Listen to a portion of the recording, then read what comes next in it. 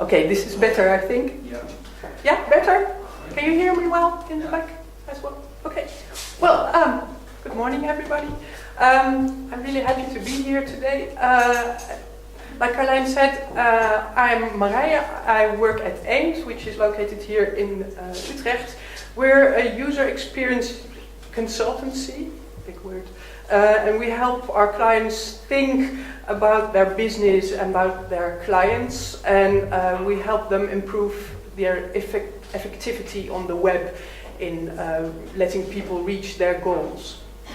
Okay, this morning, on this lovely morning, I want to talk to you about problems.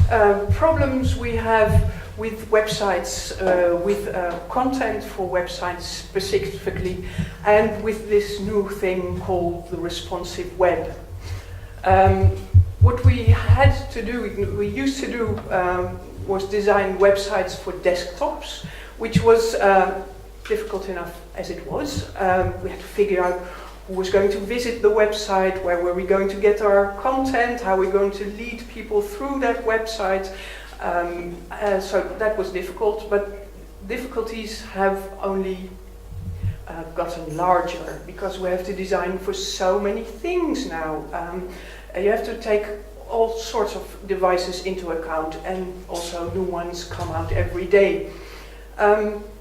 Basically, these days, you need a site that works just everywhere, from the smallest screens to the largest screens. And how are you going to do that? Where are you going to start? How do you deal with the devices, with bandwidth issues? How do you use pictures and other media stuff? You have this big, huge website now, and you have to squish it down into something small. And that feels like a really large problem. Large, daunting, insurmountable problem, really. Where are you going to start on this thing, which is very large? The challenge is to break your problem up into little bits, break the mountain of stuff up into little bits that you can do something with, that you can get a grip on. I'm going to show you an example of a mountain we encountered, a large problem we worked on, a responsive version of a very large and for Dutch people quite important website. This one, the website Rijksoverheid.nl, which is the central government website for the Netherlands, where content from every ministry in the land is, in the country is put into. And we were asked to help them come up with a plan for making a responsive version of this website. So, if you look at this, you will immediately see that this is just a homepage, but there's so many pieces in this page alone. Where can we start with that? How can we put all that into a phone? How can we make it manageable and go from this situation as it was, so a large website squished into different devices but quite unreadable in this form, to something that actually works on small phones like this. Okay. The solution I'm going to talk to you about today is something we came up with, some techniques we came up with, and my message to you is I want you to go backwards. I want you to fall back on 3 skills you have already mastered years ago, and you have actually mastered them in kindergarten. And the first skill is this: use your scissors. Remember learning how to scissor stuff in kindergarten? Basically, the solution is print out your website, print some of the pages you will be working on, cut them up into little pieces, and start moving those little pieces around to try and make sense of the information you've got. So, what is that going to solve? Paper is actually a lot less scary than software. And overcoming that fear of starting something can be very valuable. It's much easier to move little pieces of paper around than work in HTML or OmniGraffle or Photoshop or all that software stuff.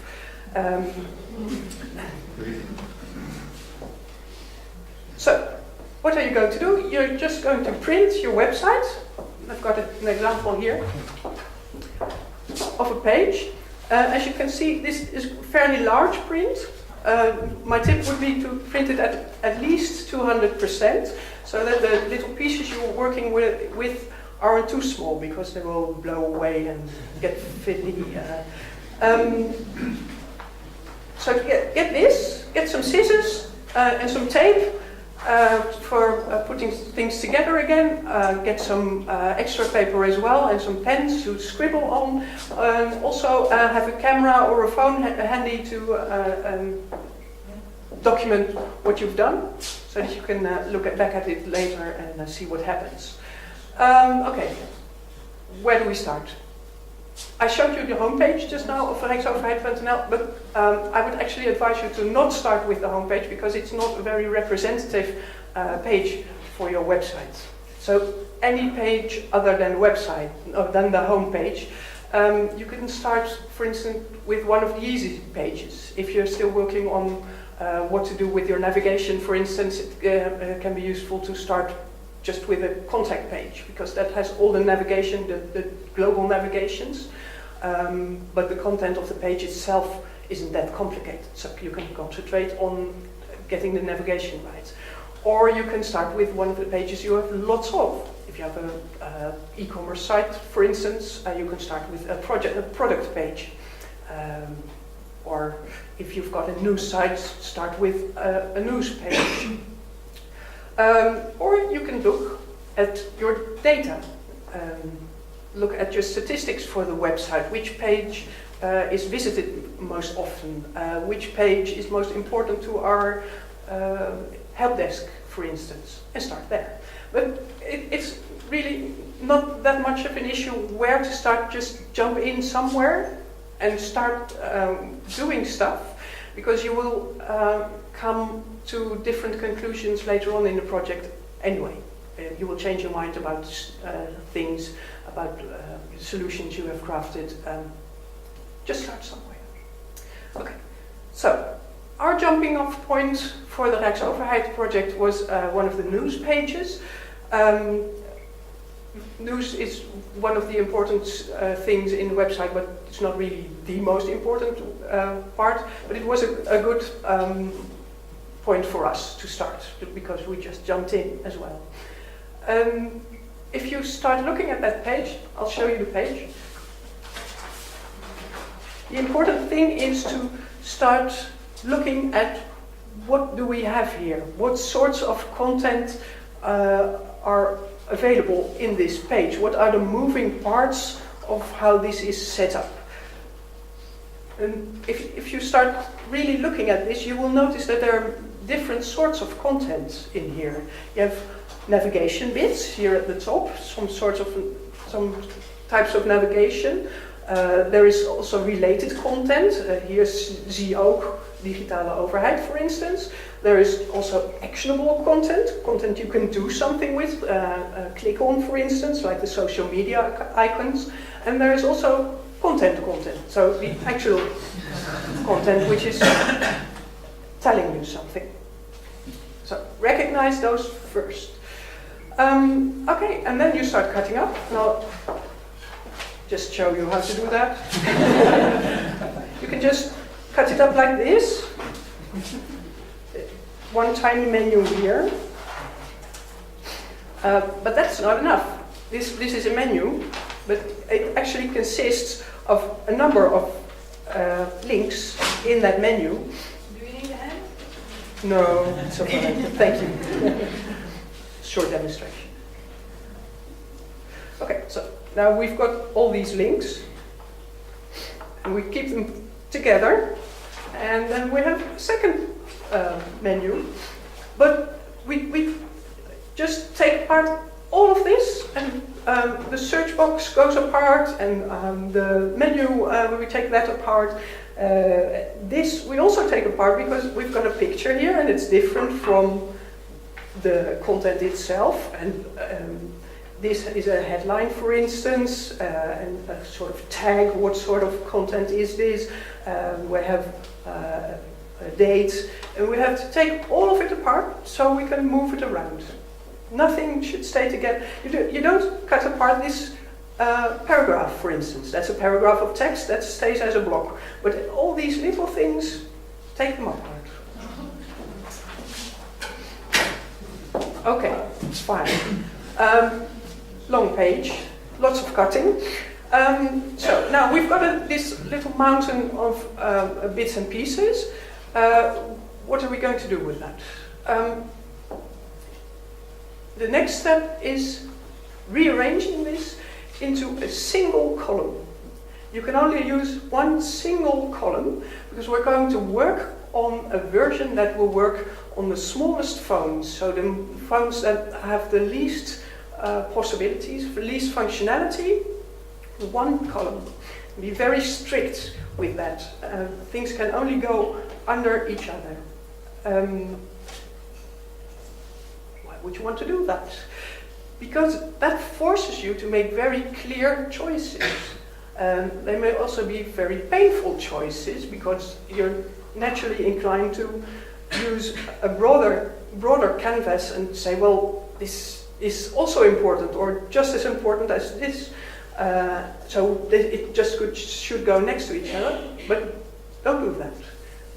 Take it strictly. You can always do a tablet version later, but we need the mobile one-column version first. Then you may say, but I don't know enough about my content or my client's content to make all these decisions myself. Why should I do that on my own? And I would say, exactly, you shouldn't do that alone. You should play together. Second skill we learned in kindergarten is play together. This was one of the main messages, right? Sesame Street always encouraged you to play together and to work things out together, and we tend to forget that as adults. We tend to be under the impression that we have to come up with all the answers ourselves, because if we don't come up with the answers, what kind of consultant are we? Or what kind of designer are we? This is our job. We should have the answers. But you shouldn't. You will feel your role is changing. Designers and content people don't have to come up with all the answers. They should actually help other people come up with the answers and facilitate the discussions. So, if you want to do this well, you should gather some people who actually know the domain, who work at your clients, for instance, or you can talk to product managers or account managers, but you can also talk to people who actually work with clients, like people who man the help desk, for instance, who intimately know the customers and help you come up with the correct order for the content. Get a group of people together, not too large a group, maybe 4 or 5 people in one group, and just start moving those little bits around and facilitate the discussion that happens there.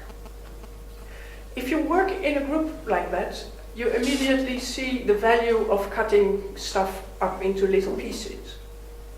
If you've got a page like this one, it tends to be the page, for the people in your group, it tends to be a page as it should be. It's like this, that's fine.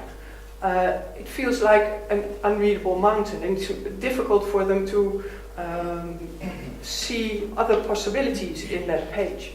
But if you cut it up, it's just a little piece of paper, and it's much easier to read and also question that bit of paper. For instance, one of the best experiences I had at Rijksoverheid was when we had 2 afternoons of doing just this, shuffling bits of paper around. One of the people who attended was an editor on the website, and he was working with his group on a page about taxes, and he started moving bits and reading bits, and he was reading an intro, and he said, but what is this? What are we saying here? We're not saying anything. This does nothing. And he became a bit worked up, and he said, this is supposed to be a page about paying taxes, but we're talking here about how we levy taxes. This doesn't even do what it says on the tin here. So that was a brilliant moment, just noticing that people will actually engage much more with the bits they're working on. Okay, one word of warning though for you as a facilitator of the discussion. There may be times when you have to be quite strict about enforcing the rule of 1 column only. People will try to put more columns next to each other. They will. But you should not recognize this for what it is. It's avoidance. It's avoidance of the hard work of making the decisions of which bit is more important than what bit. On the one hand, you have to be strict. On the other hand, I call the slide play together. You should also watch the play element. The playing is very important. If you keep that atmosphere light and just try out things, you come up with much better stuff than if the group gets a bit cramped and just wants to come up with the one solution to rule them all in one go. It's play. It's trying out stuff and making just trying out different scenarios, for instance, and playing with your content. Okay, so what do you get out of this? This group work leads to a lot of energy. Like the example of the guy with the taxes, he was very energetic and really committed to starting work on reviewing all his text right away. There's also a shared understanding in your group. If you've got a group of 5 people together who have come up with, in their view, the best solution for that 1 column page, they're quite committed to what has come out, but there's also a shared understanding about how we came up with this. What stuff did we consider and what stuff did we discard? Okay. This does need commitment from your group, and the third skill you should work on in that group and in your discussion or in your facilitation of the group is the third skill you learned in kindergarten, or rather what they try to unlearn maybe. It's always asking why. This is the question mark butterfly. You're probably wondering why a butterfly. It's a question mark butterfly. It's called the Polygonia interrogationis. So educational presentation. I think you can see it here. This is probably a question mark, but don't quiz me on this. So, asking why. Asking why is very important as you work with your little bits of paper. Why is this here? Do people use this thing? What is its function? Who uses this? In what situation do they use this? Is this here because someone in our audience needs it, or because our boss's ego needs it, or someone else in the organization has decided that this was a good idea, but our users don't actually use it at all? You should question these things and always keep in mind who are we trying to help with this page and what are they going to do. Keep those people in mind. And if you think that it may help to put personas on the wall, for instance, or have some other research ready, like statistics of use for your site, or questions people have asked of the help desk, or usability reviews even. If you think that helps in keeping people on track and in thinking about this why and who are we doing this, by all means do that. Okay, so now we've got a lot of content. We've got it in one column. Now we can start thinking about how are we going to present all these things. What are we going to do with the bits of content we have? There's always the possibility to rewrite stuff. Sometimes you decide to keep everything as it is, but sometimes during this process you see that some bits of text could be improved by rewriting it. You can also consider hiding some things in some views. If you think that's not, for instance, an overview page is a bit too much for a mobile version, you can perhaps collapse some things. You can also collapse menus. There's not a law that says a menu always has to be a list of links. You can also use a link to open a menu, or for instance the famous hamburger icon that sometimes opens a collapsed menu, but also sometimes leads to a footer where the whole menu is written out. You can also think about actionabilizing stuff, which is a totally made-up word, of course, but it's a useful word because some things are impossible on the desktop, but doable on, for instance, mobile phones, because mobile phones have sensors and actuators, and you can do stuff. For instance, this little bit on the Rijksoverheid site is really a banner ad, but on the mobile version, we suggested that we gave it a sort of markup which made this telephone number clickable, and it would immediately go to your mobile phone and just call that number, which is impossible to do on a desktop, of course. There is also on the contact page, you can make a link to Google Maps, for instance. So you can click right through to Google Maps because you have GPS in your phone and it will know where you are. That's actionabilize. If you've got all of that stuck together in one long column, you can also use it to test with real people. You can just take your bits of paper and go down the hall or to a local coffee bar and just buy someone a coffee and say, this is a page we came up with. Can you show me how you would use that and how does it work for you? Testing is a very good thing to do, in which one test is always better than no tests. So grab someone and just try it. Okay, so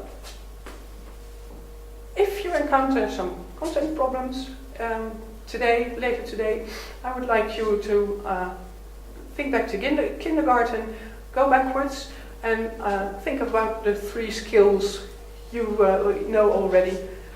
Use your scissors to cut up things to manageable sizes, play together with others, and question everything. So, go and cut something up today.